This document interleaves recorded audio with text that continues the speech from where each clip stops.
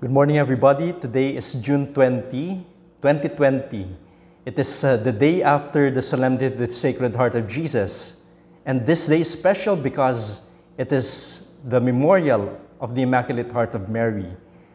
Really very close to that feast, immediately the day after the Feast of the Sacred Heart. Just to tell us that the hearts of Jesus and Mary are very connected to each other. And you know, this is something from our own experience. Yung anak, kapag siya'y naghihirap, kapag meron siyang pinagdadaanan, we do not know, but there's somehow a feeling in the mother, no? that she knows what the son is going through or the child is going through. Nararamdaman ng ina ang nararamdaman ng anak. When the child has problems and fears, the mother feels that even if the son or the daughter is already an adult, alam nila na they have that special power in them. I would not know that because, of course, I would not have the privilege to be a mother, but I know so many mothers have shared that with me. You know, one of the roots of this is that they're closely connected to each other, the mother and the child. Even in the womb, especially in the womb. When the child is growing in the womb, what feeds or what gives that child the blood that is full of oxygen? It's from the heart of the mother. It's the mother's heart that pumps that blood into the child. And you know, this feast is very important also for our church in the Philippines. In 2019, last year, the CBCP, the Catholic Bishops' Conference of the Philippines, they approved the renewal of consecration to the Immaculate Heart of Mary every year until 2021. That is next year, when the Church observes the 500th year of Christianity in the country. Now, on May 13 of this year, we have already passed that last month, to coincide with the 103rd anniversary of the apparitions at Fatima, the church leaders led the national consecration of the Philippines to the Immaculate Heart of Mary. And the church officials said, "Devotion to the Immaculate Heart is a beautiful expression of affection, appreciation, and gratitude for the Holy Mother. We ask Mary to help us, her spiritual children, to stay united in friendship with her Son and never separate ourselves by sin." You know, we go back now, on December 8, 1942, on the Feast of the Immaculate Conception, the Pope at that time, Pope Pius XII, he consecrated the Church and the human race to the Immaculate Heart of Mary. In 1944, he extended the feast to the Universal Church. Today, we celebrate that memorial, as I said, immediately after the Feast of the Sacred Heart. And this is a beautiful gospel passage from the infancy narratives, actually the last episode, when Jesus was already a boy. It's from Luke chapter 2, verses 41 to 51. From the Gospel according to Luke. Each year, Jesus' parents went to Jerusalem for the feast of the Passover. And when he was 12 years old, they went up according to festival custom. After they had completed its days, as they were returning, the boy Jesus remained behind in Jerusalem, but his parents did not know it. Thinking that he was in the caravan, they journeyed for a day, and looking for him among their relatives and acquaintances, but not finding him, they returned to Jerusalem to look for him. After 3 days, they found him in the temple, sitting in the midst of the teachers, listening to them and asking them questions. And all who heard him were astounded at his understanding and his answers. When his parents saw him, they were astonished. And his mother said to him, "Son, why have you done this to us? Your father and I have been looking for you with great anxiety."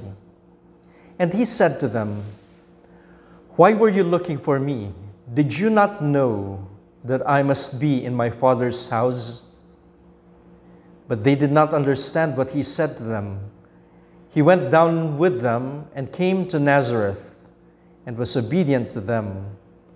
And his mother kept all these things in her heart.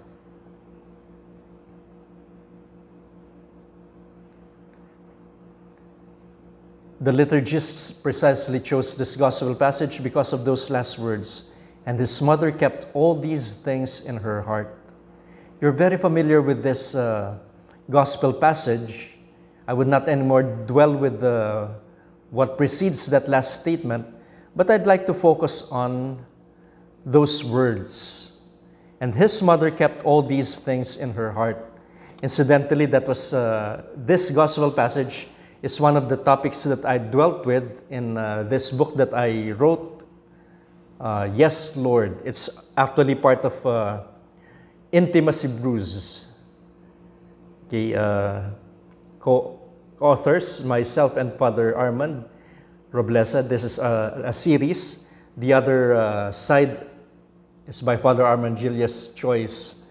But here in the part that I wrote, I dwelt on this subject of the infancy narratives, especially the loss and finding of Jesus in the temple. And I'd like to, as I said, focus on those words. His mother kept all these things in her heart. This is the second time in the infancy narrative of Luke when Mary, quote unquote, kept all these things in her heart. The first instance was at the word of the shepherds who have received from the angel the news of Jesus' birth. And so in both events, there was wonder in the witnesses. Those who listened to the shepherds and those who listened to Jesus. These have been overwhelming even for Mary. And rightly so, as how we would savor each sublime human and religious experience, she has kept these in her heart.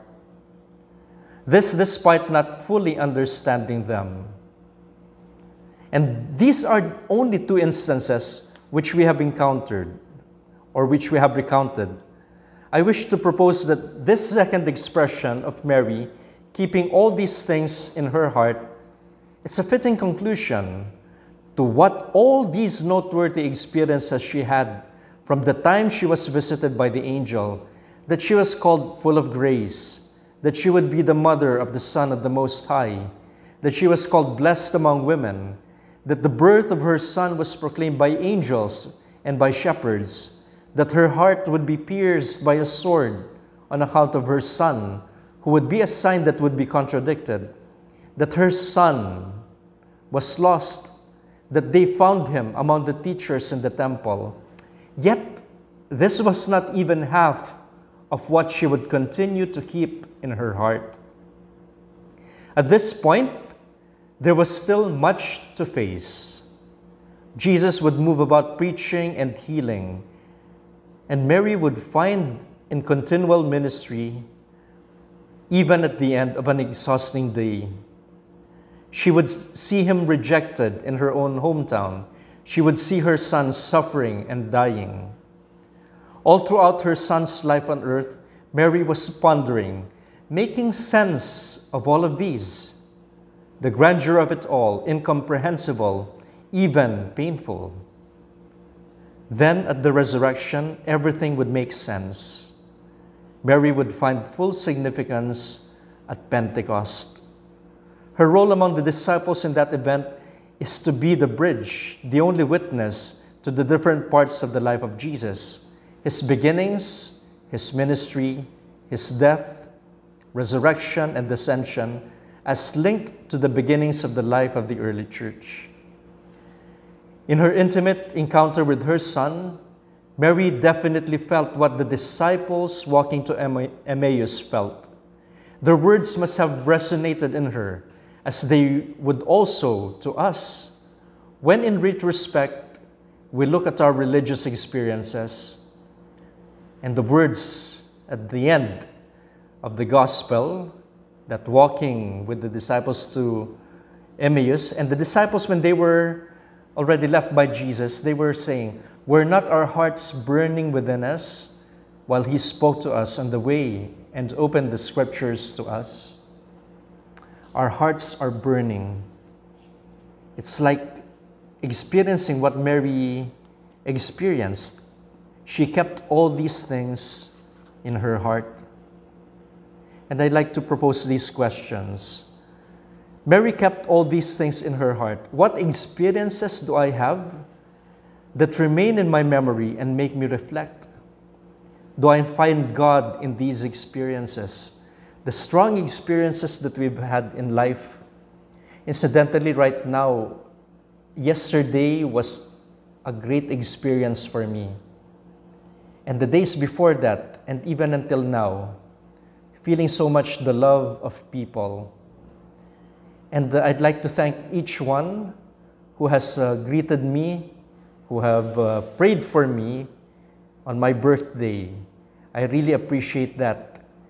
And I felt the love of God through you. Thank you very much. I'm still in the process of answering your greetings and thanking you.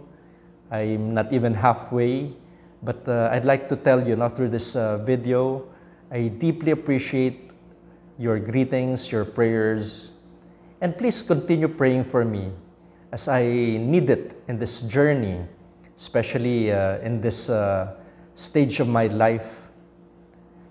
I wish you all the best. I promise to pray for you, for all of you. God's love is really wonderful, and I have felt it through people like you. I wish you all the best, and may God bless you all, and have a great weekend.